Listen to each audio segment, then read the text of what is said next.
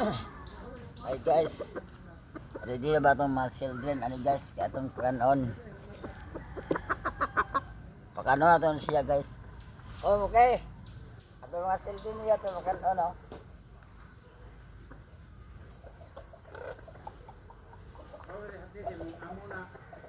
Apa lagi? Hi guys, ang mga children guys, ready na ba ito pakanon?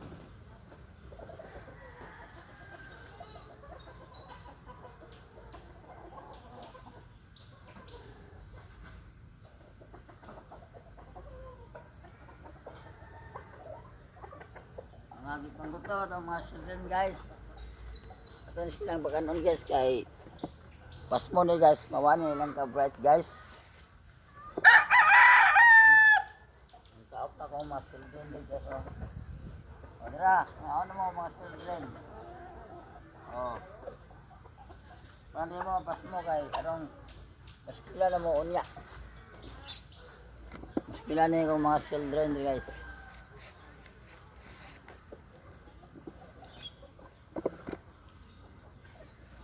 Naghanap ba niya ako mga children, akong pakanon. Okay, pasilahon na sila guys. O dira. Ahon mo mga children ha. O.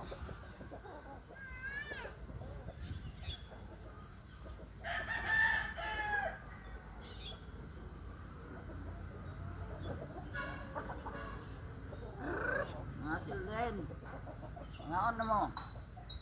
Ay, siya ba na akong mga children ready na ba na kahit ito pamahawon. Kumon niya mga children ako guys. Namahaw na sila guys.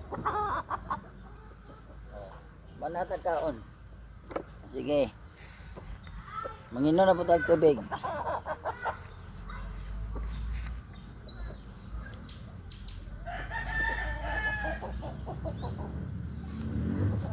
Bubuha po ng mga children mo guys. Mga nindot po na sila o mga kuan. Mga brightenan po ng akong mga children.